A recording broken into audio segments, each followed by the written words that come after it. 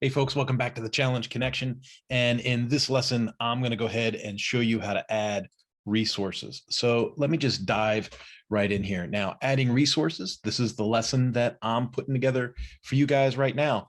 Let's go ahead and take a look at one of my other sites. ChallengeCon Challenge is how I am launching this project.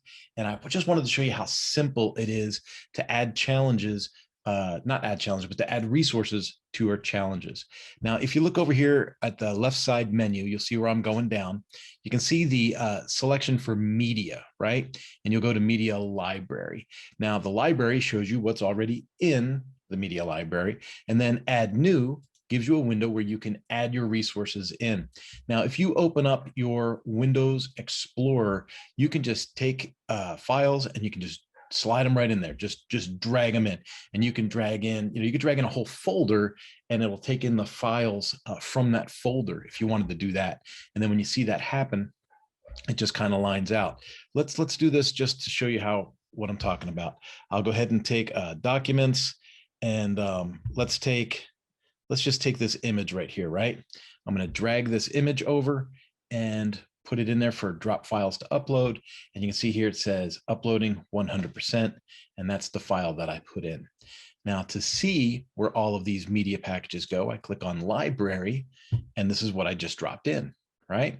Now, I put in this image here, lock that in. Now, you only see, a square of it, but then when you open it up, you see the whole image, right? Now let's close this. When I said that I could drop in a folder of multiple files, what I did for the ChallengeCon project to launch the Challenge Connection was I put in a bunch of assets that people would be able to download as part of their challenge. And then what I do is I simply take the file URL, I can say copy to clipboard, and I can put that anywhere within my challenge, in a course, in a page, in a lead generator, whatever I want to do. It is a link that will pull up that Word document for somebody on their computer or smartphone or tablet, right? The other thing that you can do is when you are in, let's do this. Let's go visit the site, and we'll say join the challenge. We'll say edit activity 2, which I haven't put anything into activity 2 yet. This is part of the template that you guys get, right? That you guys can go in and change. So let's say I want to edit this challenge portion. So I'll go into edit, and we'll close that down.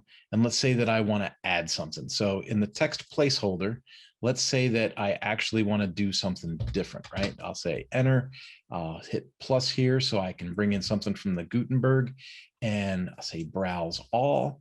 And when you look over here, you can see all of these things, right? Now, let's say that I want to give somebody access to the whole file, right?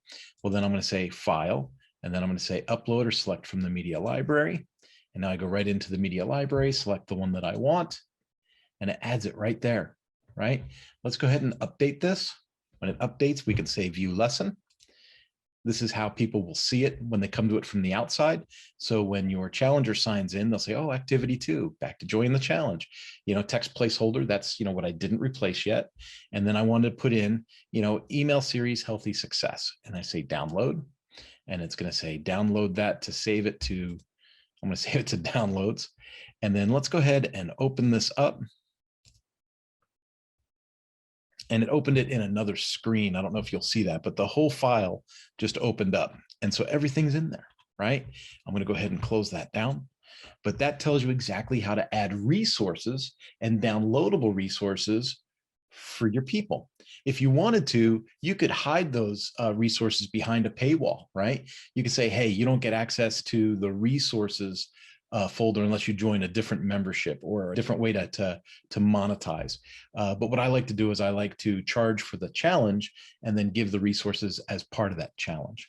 It's just much more streamlined to me and makes a lot more sense. So folks, I hope that helps. A lot of folks, when they're putting together a challenge, they think everything has to be in the window, like everything has to be able to be scrolled as part of the challenge. And remember that as part of the challenge, you can give people homework. So you can say, hey, download this resource and then go here, download this resource and then do this. And so you can actually expand your challenge beyond the screen that you're working on. And that's an interesting way to look at that. All right.